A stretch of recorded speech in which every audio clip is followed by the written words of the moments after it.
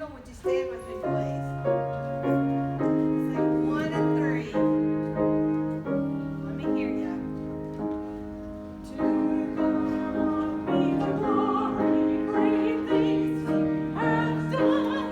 So loved He the world that He gave us His Son, who yielded His life and atonement for sin, and opened the life gate that all may go in. Praise the Lord, praise the Lord, let the earth hear His voice. Praise the Lord, praise the Lord, let the people rejoice. Oh, come to the Father through Jesus the Son, and give Him the glory, great things He has done. Great things He has taught us, great things He has done, and great our rejoicing through Jesus the Son. The purer and higher and greater will be our wonder, our victory, when Jesus we see. Praise the Lord, praise the Lord, let the earth hear His voice. Praise the Lord, praise the Lord, let the people rejoice. Oh, come to the Father through Jesus the Son, and give Him the glory, great things He hath done. Amen.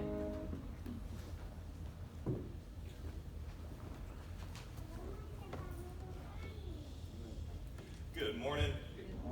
It is wonderful to see everyone and to be back together again here at the church, worshiping together and being together in the house of the Lord. And I am so thrilled to be back here and worshiping together. So let us go to the Lord in prayer today.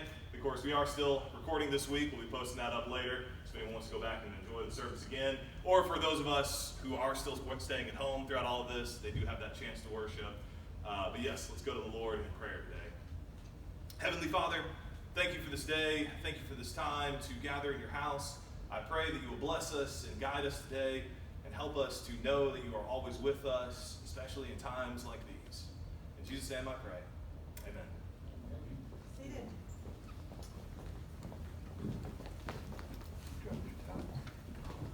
Good morning.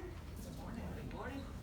I wore black pants today after I saw myself on the video last time. I'll be in mourning for a while.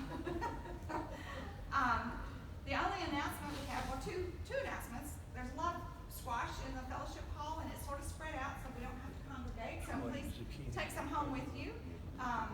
It was given to me way more than I can use unless I freeze it. If y'all will take it, it'll save me a step there. So please help yourself to that. Vacation Bible School, we're still thinking about Vacation Bible School. We're still planning on Vacation Bible School. So if you want to help, just put your name on the list that's also in the fellowship hall. Next Sunday, check Lord's Supper. Yes. You want me to say it? It doesn't matter. We're going to have, today was our real day for Lord's Supper, but weren't real sure how we would do it without passing, but Jacob's figured out a way to do it without passing things around, so we are going to observe the Lord's Supper next Sunday. Yes. Yeah, we have a plan and try to talk to some people this week about how we'll do that next week, make sure everything's in line, and so next week we should be able to do the Lord's Supper. Does anybody else have an announcement? Does anybody have an update to the prayer list? I need to add Karen Stewart.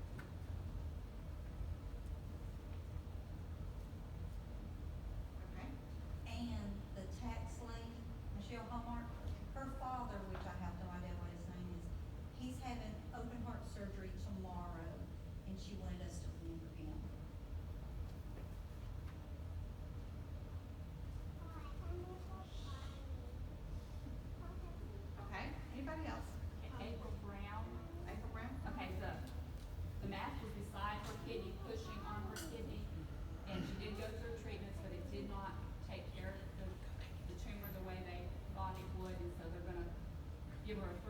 pray, and then they'll see where they're gonna go from there. And her father-in-law, Gerald Brown, had emergency surgery Friday night, had twisted intestines, so they had to remove a portion of his small intestine. So he's still in the hospital.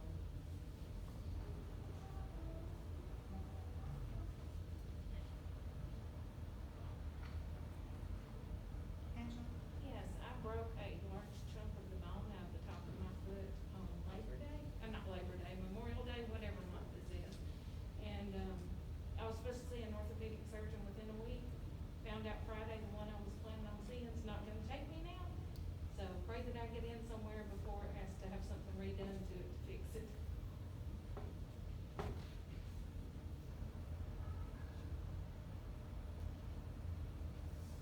Shane?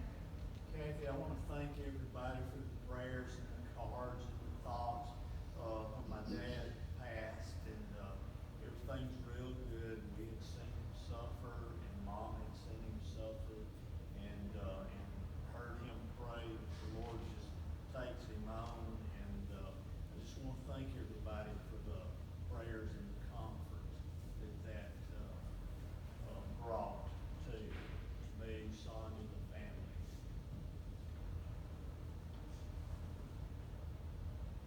Anybody else? Did y'all see the email that Charlie's headed to Germany? So, we need to remember her, and hopefully her husband and son can join before too long, so we need to remember them. Anybody else?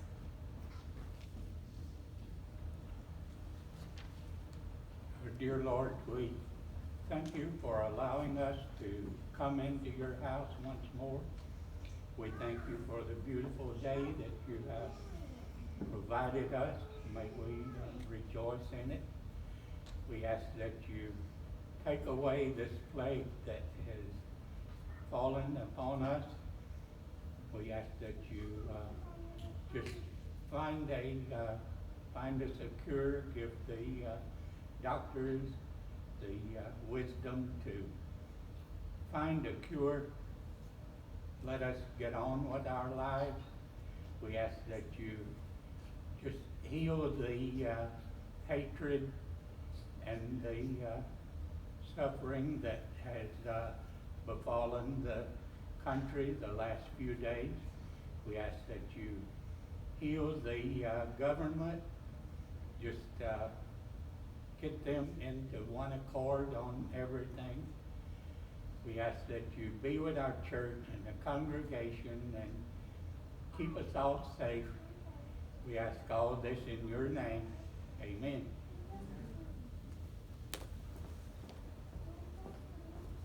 Turn to hymn 15. Come, thou fount of every blessing.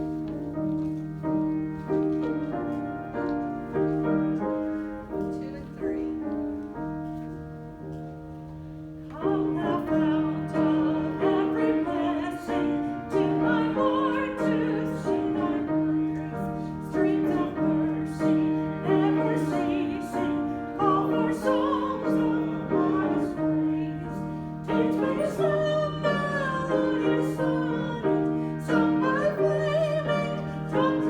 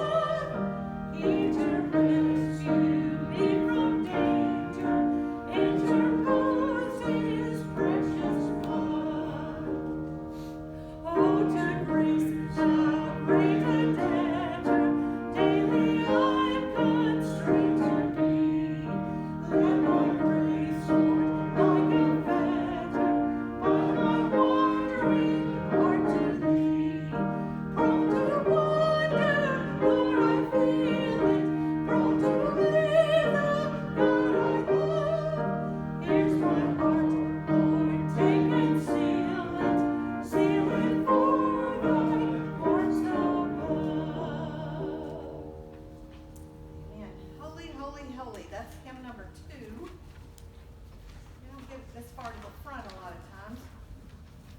Let's sing the first, second, and fourth one of this one.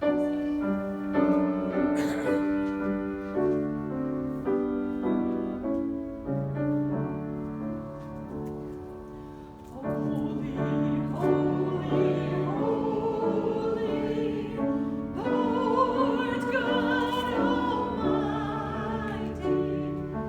Early in the morning, our souls shall rise to Thee.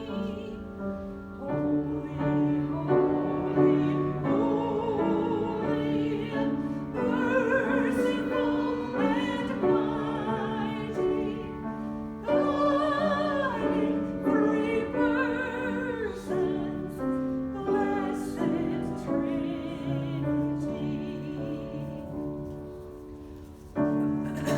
Holy, holy, all the saints adore Thee, casting down their golden crowns around the blessed sea. Cherubim and seraphim falling down before Thee, word and art and evermore shall be. Holy, holy, holy, Lord God Almighty. All Thy works shall praise Thy name in earth and sky and sea. Holy, holy, holy, merciful and mighty, God in 3 persons, blessed Trinity. That last word is one of my favorite words in sign language, Trinity. And what it is, number 3, coming out as 1. 3 in 1. This is beautiful. I love that one. We're going to skip over this next this special. We're going to go straight to Break Thou, the Bread of Life. And that hymn number didn't get in there, so let's find what it is. 263. 263. Break Thou the Bread of Life. I didn't know that we were going to do the Lord's Supper next week, so that was going to be special. That was a decision earlier this morning. Okay, so we'll do, I had a special prepared for that, but, we'll do that next week. But let's go ahead and do Break Thou the Bread of Life. This is a hymn asking God to help us each individually understand what it is He wants us to know today. Open up things for us today. So let's just stand up for this one.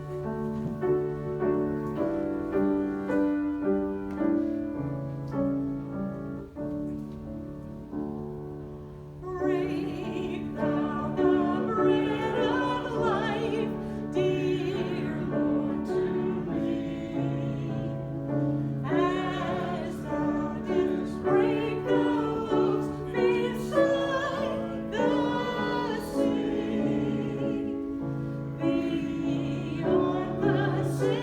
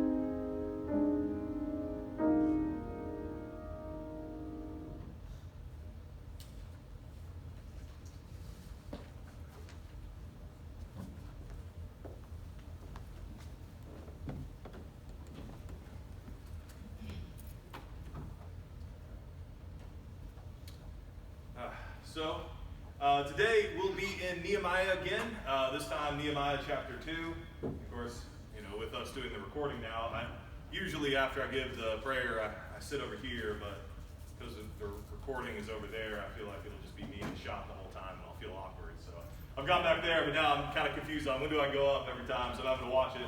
But today we are in Nehemiah chapter 2. We'll be looking at verses 1 through 8. And I'll never forget the Reese's Peanut Butter Cup commercial. They used to have a whole bunch of different ones. I always remember one in particular that came on. Forgot I was wearing a mask. I think I can speak a little bit better without the mask. But I always remember the Reese's Peanut Butter commercials, Peanut Butter Cups commercials. Nowadays, I think their commercials, they mainly just show the product on an orange background and talk about how amazing chocolate and peanut butter is. And that advertising style is very effective because Reese's Cups are in fact the best. And I really miss being able to eat peanut butter because those were always my favorite candy. But I always remember one of the ads when I was younger. I can't remember if this was several ads, but I remember it was one that ran for a long time. And it was basically they asked people, how do you eat Reese's? And they had all kinds of different ways. There was the one guy who poked out the center and ate that, and then ate the rest later. Clearly he was supposed to be a psychopath.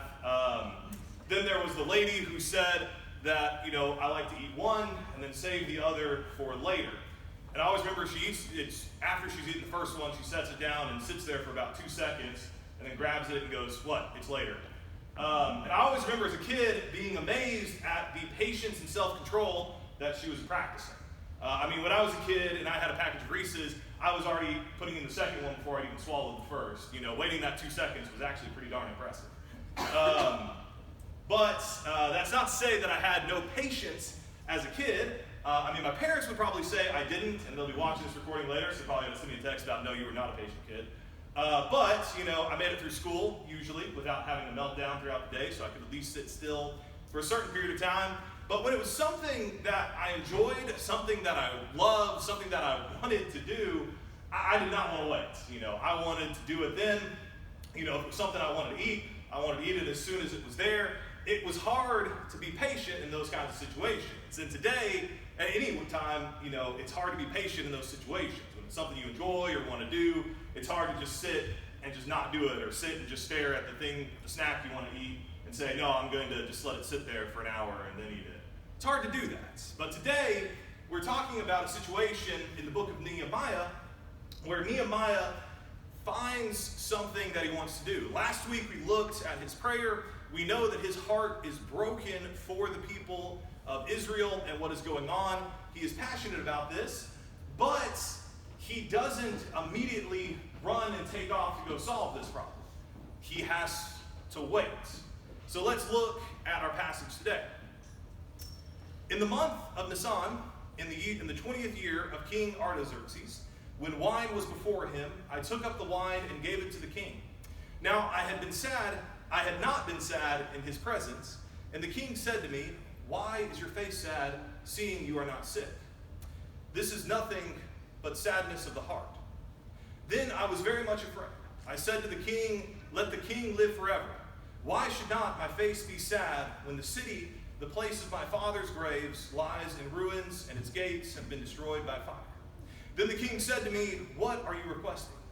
So I prayed to the God of heaven, and I said to the king, if it pleases the king, and if your servant has found favor in your sight, that you send me to Judah, to the city of my father's graves, that I may rebuild it. And the king said to me, the queen sitting beside him, how long will you be gone, and when will you return? So it pleased the king to send me when I had given him a time, and I said to the king, if it pleases the king, let letters be given to me, to the governor of the province beyond the river, that they may let me pass through until I come to Judah, and a letter to Asaph, the keeper of the king's forest, that he may give me timber to make beams for the gates of the fortress, of the temple, and of the wall of the city, and for the house that I shall occupy. And the king granted me what I asked, for the good hand of my God was upon me. So you may see here that it seems like pretty much immediately after chapter 1, he finishes his prayer, and then it looks like he immediately goes before the king and gives this request. The only issue with that is that this is actually taking place in the month of Nisan, and the prayer, when he first heard about the people of Israel, that took place in the month of Kislev, which, as I'm sure we're all up on our ancient Hebraic calendars, we know exactly how many months that was, about 3 to 4. Kislev or Chislev, however you want to pronounce it. Got to get the guttural sound in there, Kislev. But it probably took place, it would have been the month of Hanukkah. It would have been during the time of Hanukkah, so around November, December. Nisan, the month that it currently is, would be about April or May when you request this. So it's about 3 to 4 months since he has learned about this, possibly 4 to 5, since he has heard about this and he's having to wait. So Nehemiah sees this and he learns about Israel was failing. So last week he's learning that Israel was failing in its task to rebuild. But of course Nehemiah is a servant during the exile.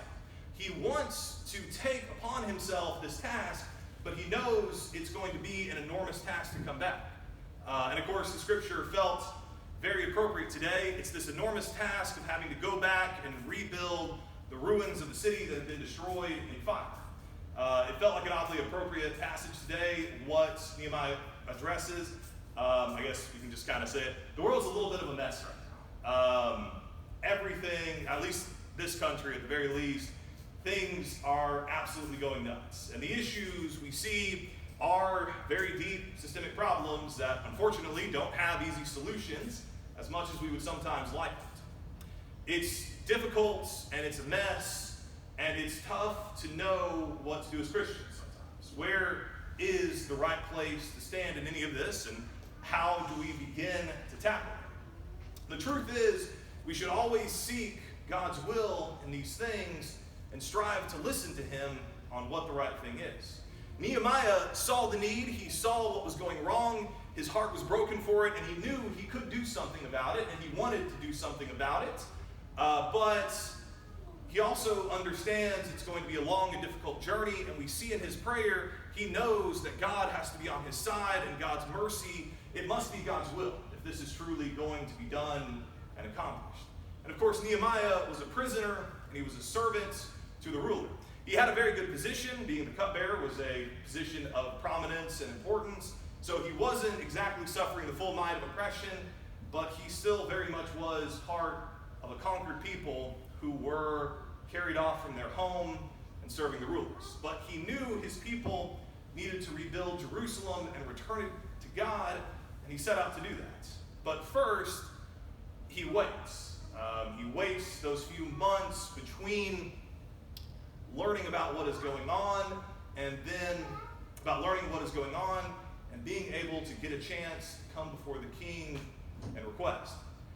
After we read the prayer, after we hear that his heart is broken, and we see that it's kind of immediately, you almost think Nehemiah is wanting to immediately ride forth, go out into Israel, declare his intent to rebuild the city, or perhaps he wants to go and immediately bust down the doors of the king's chamber, say, I've got to save my people, and so then he can ride off into that place, probably having, and then wants to arrive there in Jerusalem and say to the people, have no fear, I'm here, we're going to rebuild. But that's not really what happens. He waits. He has to wait a few months. He has to wait until he's called before the king. But while he's waiting, we see clearly in this passage, he's not sitting around doing nothing. He is accomplishing a few different things. He does have to wait until he is summoned, and then he has to wait until the king brings up what is troubling him. He also has to wait and make sure that it's God's timing, and he has to make sure that he's ready. But he is forced to wait, even though his heart is broken, and he probably wants to immediately launch into action. But Nehemiah knows more than anyone that he needs to wait on the Lord. And his request shows throughout all of this something important. He is waiting on the Lord, but he is taking that time. He is not being passive. He is praying, he is planning, he is practicing his patience. All of this has to be done right. Nehemiah lived well, but he lived in a hostile environment. He probably knew he was going to have some favor with the king, but at the same time, we see the fear that strikes him when the king brings up, your face is sad today. You're never shown fear, or sadness before him today. He is staying faithful in a hostile world. And sometimes for us, it can be we're staying faithful in a faithless world. We must learn to do that. And sometimes we have to have that patience as we wait on the Lord. But we make sure that during that time, we're praying, we're planning, and we're learning patience. But then, when it is the time, we step up and take action. So the first thing is prayer. That is the first thing you see Nehemiah do last week is his prayer. But of course, does anyone think he only gave that prayer once during the 3 to 4 months between last week's chapter and this chapter? No, he probably said that prayer daily, probably multiple times a day. Even in this chapter itself, as soon as the king says, "Why is your heart, or why is your face sad?" He was afraid, and he immediately offers a prayer to God. He is praying every chance he gets, wherever and whenever he can. He's probably praying something very similar to that prayer every single day, and then when the opportunity comes, he gives out these less formal prayers as well, probably.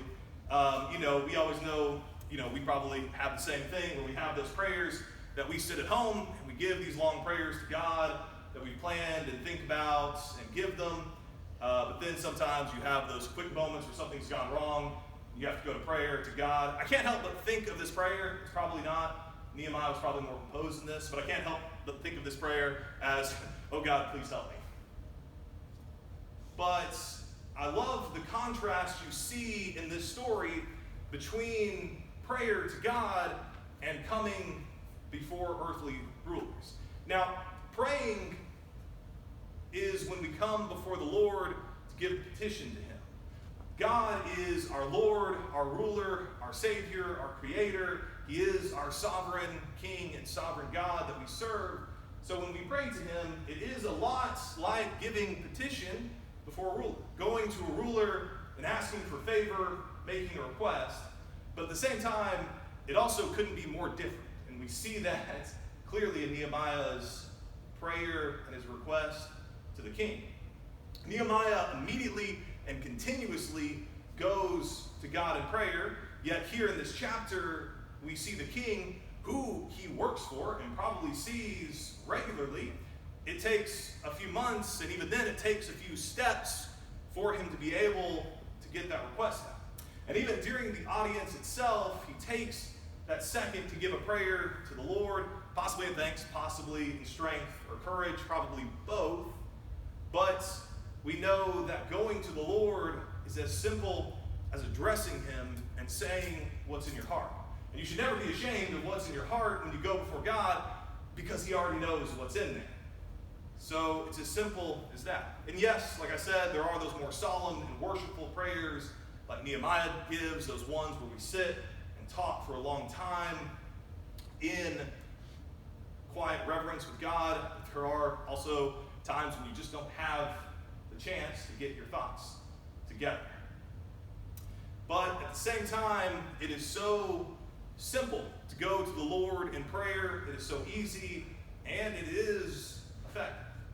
But with King Artaxerxes, the king that Nehemiah serves, Nehemiah has to wait to be summoned, and he has to wait for the opportunity. It's not something he can do at any time. You don't barge into the king's chamber and demand an audience like we often do with God, going to him in prayer, asking, knowing that he'll be heard. And even once he is before the king, King Artaxerxes has to be the one to broach the subject. You don't just suddenly bring it up while serving him wine. And he was probably also tasting the wine to make sure that it wasn't poisoned or anything like that. But you don't just bring that up while serving the king his wine, while serving him in this moment, saying that we want to do. And even when it is brought up, Nehemiah is fearful that he let the king see his sadness and his concern, because being unhappy around the king really isn't a very good idea, to be perfectly honest. Letting the king know that you're displeased with anything could be interpreted poorly. And of course, he still has to preface everything he says with all due respect to the king. King, may you live forever, and all those kinds of sayings. And he follows them up explaining exactly why his heart is broken, what he wants to do, and why this is so important to them. He has to make sure to kind of lay it all out so the king's aware of the full situation. It's kind of an ordeal just to make a request of the king. There's all these kind of steps and things he has to do for it to come up in a way that leads to it being accepted without it seeming forceful or anything like that. Fortunately, it does go well for him. And we see clear signs that Nehemiah is an excellent servant, an excellent worker. The king clearly thinks well of him because his biggest concern when Nehemiah makes the request is, how long will you be gone? I can't stand to have you gone for too long. He is a cheerful and pleasant person, so when his heart is broken over something, it is obvious to the king, and that's why it's able to come up in that moment. He's never shown sadness in the king's presence, but because of all these factors, he's able to make the request, and by the grace of God, Nehemiah is granted his request, and he returns to Israel for a time, and even further, he is given what he needs for his plan. He further makes the request. After he gets the initial thing granted, he then says, and if it does please the king, I have a further request for you. Excuse me. I have a further request for you. I have certain things that I'll need. I'll need to make sure that I have letters that give me authority and make sure that I have letters to be able to take the lumber, the materials that we need. Nehemiah has made his best efforts to work in his current situation. Nehemiah, again, is living in a hostile environment, serving a king that is not one of them. He is not a king. He is not an emperor who serves God in any form or fashion. He has no loyalty to the people of Israel. The king could easily deny this request. Why should he care that Israel isn't being rebuilt? But Nehemiah does his best to work in this situation, to make the request properly, to do the best that he can in the situation. And of course, he's praying to God in every moment, asking for God's favor, making sure that what he's doing is God's will as much as his own. And that's such an important thing when we try to live in faith in a faithless world. We strive to have that same prayer that covers everything we do as we watch and we move forward. And of course, we also plan. It's one of my favorite parts of Nehemiah, which you really see here in chapter 2. He has a plan, and he goes about carrying out that plan. He doesn't lay out that plan to us here in this chapter, but you see the clear signs.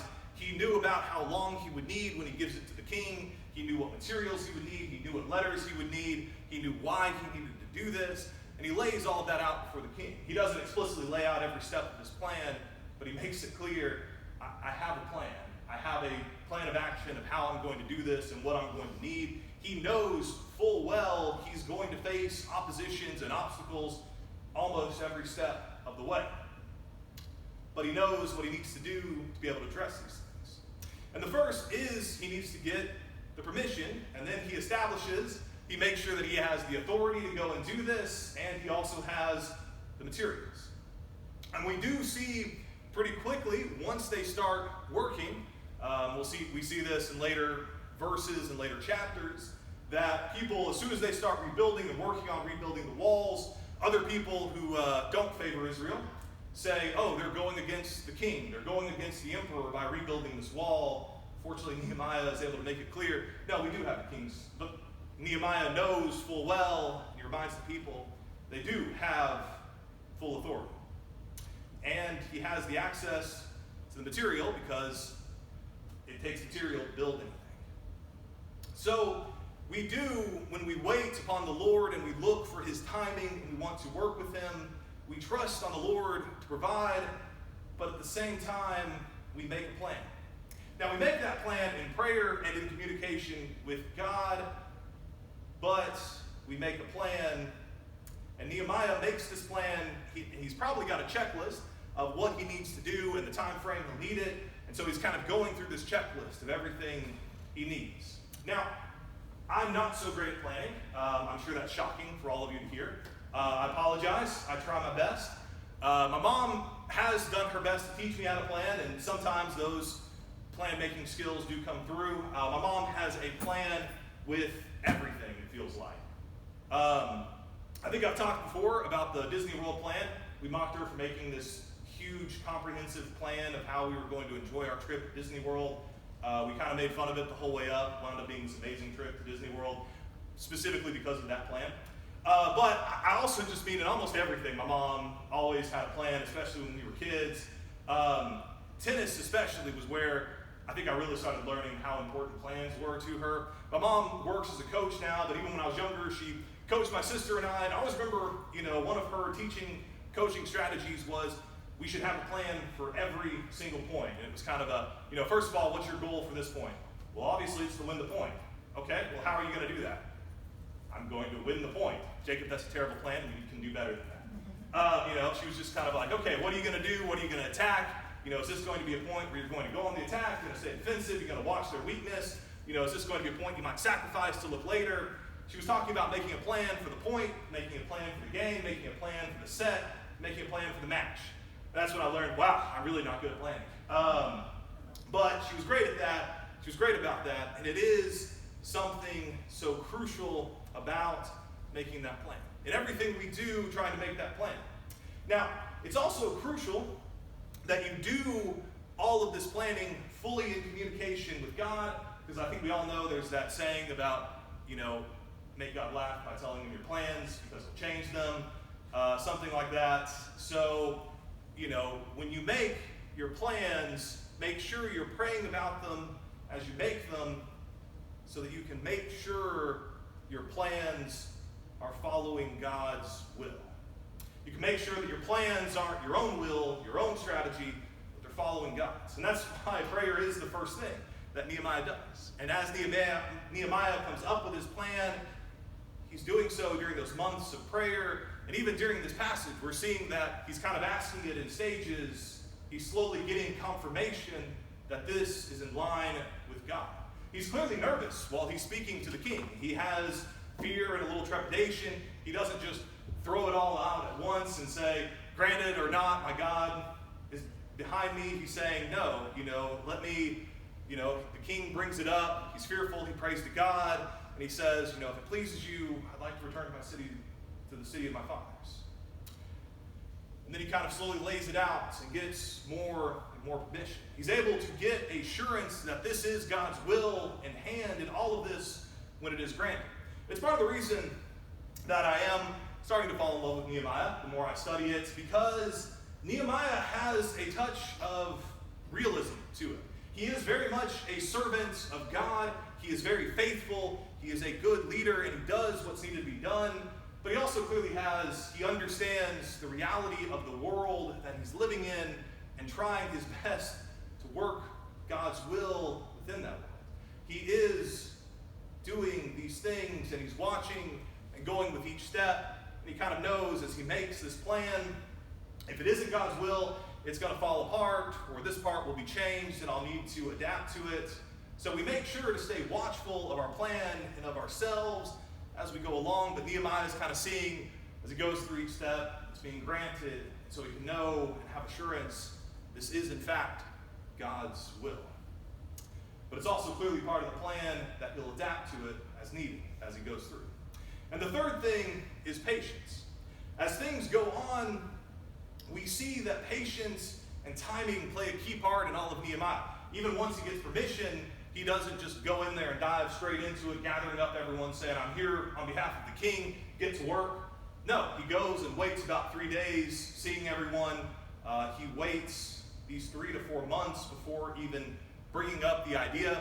And even then, it's only brought up because the king brings it up. He doesn't broach the subject himself. I honestly think Nehemiah was probably still planning on waiting just a little bit longer, but the king brings it up, and he sees, hopefully this is God's time. And so he goes forward in it. Because a surprising key to patience is finding the right time to act. Patience is a virtue, and it is all well and good, and learning to wait and have that patience is good, and it's what we must do, but don't spend too long practicing patience and miss the chance to act. When it comes, patience is about finding that right time, that right opportunity to act. Excuse me. can't just sit back forever waiting on the Lord, watching for him to move and act and hoping that he'll push it forward. Nehemiah sees that he's getting the opportunity here, and maybe it was earlier than he wanted. He still had parts to work out, but he moves forward. He understands that it is time to go. If Nehemiah had kept waiting, the walls in Jerusalem probably never would have been rebuilt. He recognized God's timing and took that step forward.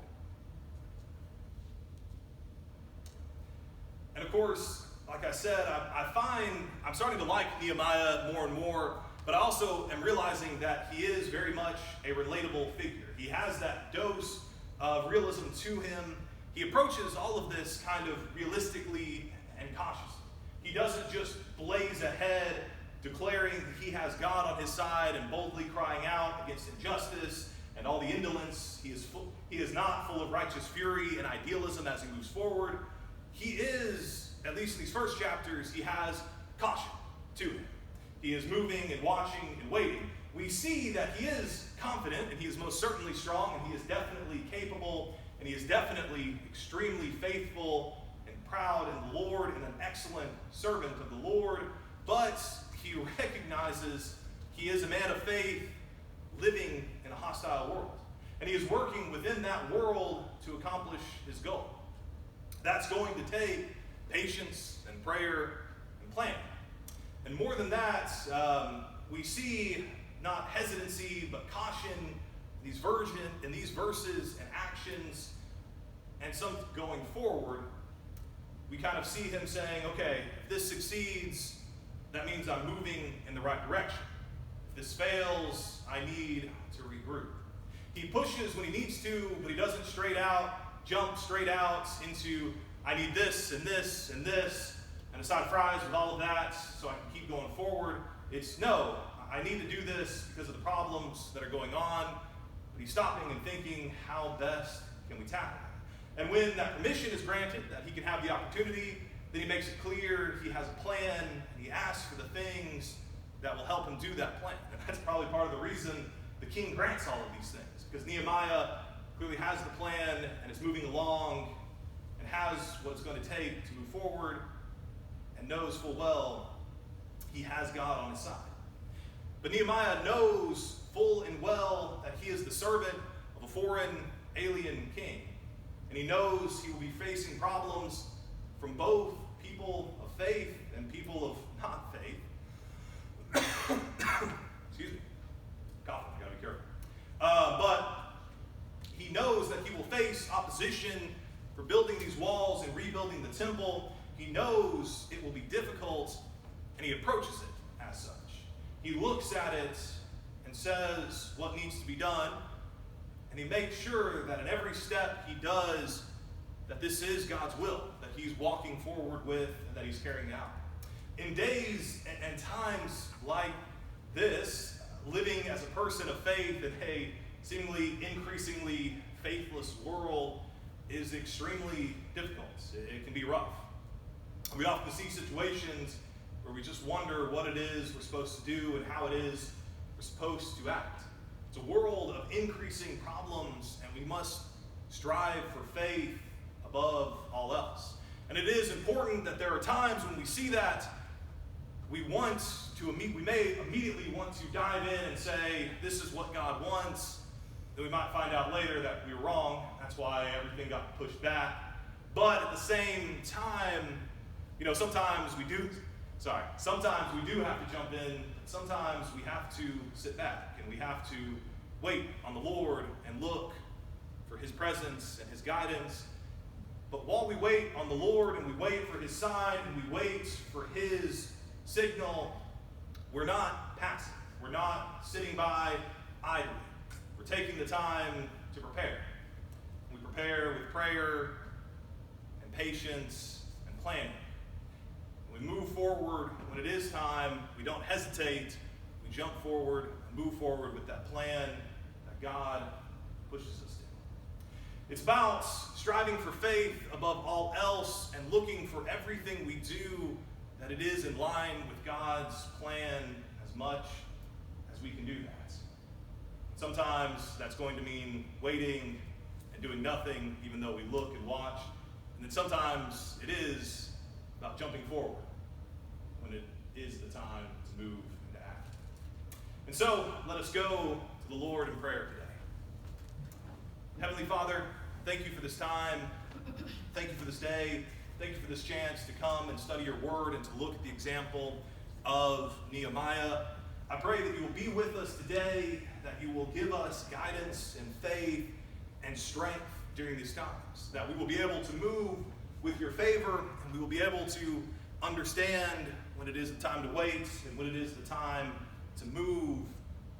Help us to have a plan that always pushes us towards faith in you and everything we do. In Jesus' name I pray. Amen. So it is our time for the invitation today. I just want to encourage during each of this, we are waiting and planning as we kind of watch what we do in the world and have to be careful, even with the Lord's Supper. It was technically supposed to be today, but we wanted to hold off because I struggled to come up with a plan that would be both safe while being prayerful and worshipful. And I think we've got a plan for that, so we are going to move forward and do that next week.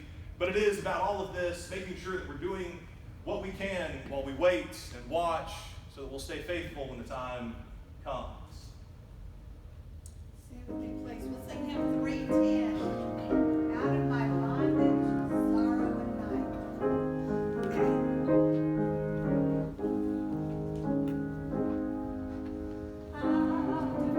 Bondage, sorrow, Jesus, I come. Jesus, I come.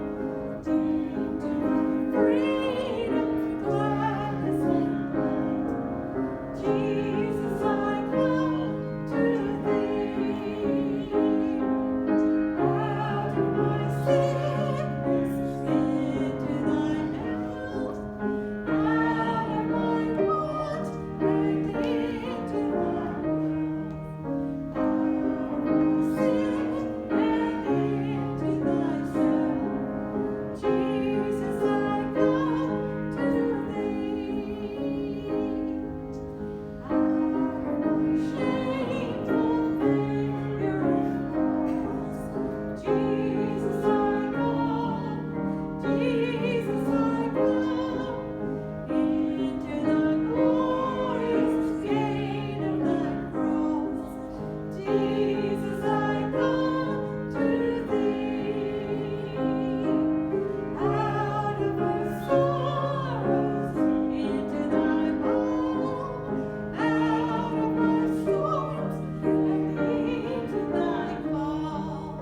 Out of distress to jubilant song.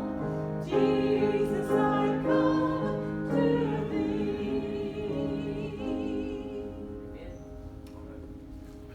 And so as we go back out into the world today, know that I'm praying for each of us that we're staying safe and faithful. And it is so good to see all of you in person again, even though I know we're having to wear the masks and avoid shaking hands as much as possible. But I pray that you're all staying safe, stay faithful, and go with God in everything you do. Amen. Amen.